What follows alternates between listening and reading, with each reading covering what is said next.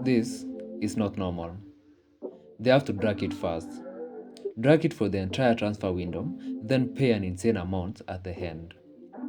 But they are not only completing deals, but also beefing with Real Madrid and winning at it.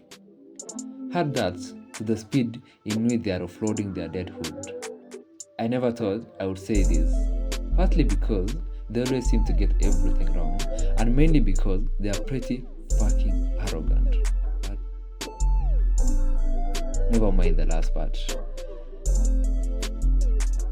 Guys, are Manchester United back? Today, I wanted to take some time to look into what has changed over at United since INEOS. Get a look at their transfers and try to understand their new strategy, if there is one. Hello everyone, I trust you're all doing well. Welcome back to the channel and consider subscribing while at it. United have looked to conduct their business in this transfer window in a way that we haven't seen for a very long time. Been more like north of 10 years or something, where they have just been mediocre at best. This is INEOS' first transfer window, and they have definitely got our attention. Seems they finally have found people who understand football.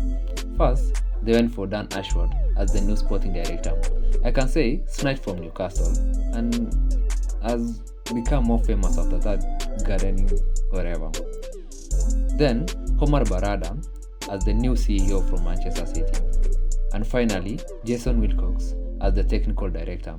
The professionalism and competency that United are showing is what is really impressive and scary while at it.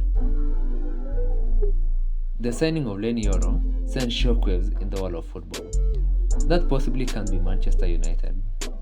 This is a generational kid who had sights on Real Madrid and was going the other way. How? They definitely added more money. Yes, of course they did. More than double compared to Real Madrid. And this for a player on the last year of his contract. Sounds more like the United we all know, but still, he had a clear pathway to Spain and was still convinced to join United. For the hype on this kid, the future given he's 18, and the potential he displays, it was all worth it. If he grows to be what we expect, though we all know what happens at United, they will have a gem in their hands. And the fact that they did not have only him in their side is quite scary, since they no longer depend on YouTube videos to sign. Matthias de Ligt over at Bayern Munich and Everton's Braithwaite are said to still be on their centre-back wish list, and even if they do not get this, it seems they have done their scouting that well. Another exciting player that has been signed is Joshua Zirkzee, one of the key components in Bologna's incredible season last year. 23 years old, and he cost about £36 million only. Seems like they can now negotiate. Hailed by Thiago Motta, his coach, as a player who looked more like Ronaldinho, and if he is allowed to drop back as his main attribute is not goals by any standard, the kid looks really promising. His combination with Højlund seems like what they really need at the moment. On the other hand, United are offloading players. That sounds strong when it comes to United, but Donny van de Beek, Varane and Mason Greenwood are all out. Getting 32 million for Greenwood seems like a steal, which actually he is, given how his reputation has suffered over the years. Not get me wrong, he's still a generational talent, I'll give him that, but his contract was running out and there is no way United would have renewed it. If they are successful in offloading Casemiro, hats off man. These words might come back to bite me, but I think they should have parted ways with Ten Hag.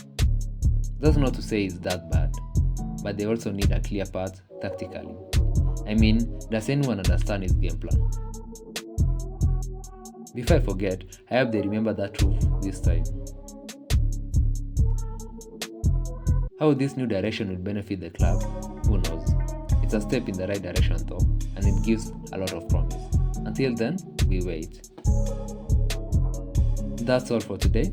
See you in the next video.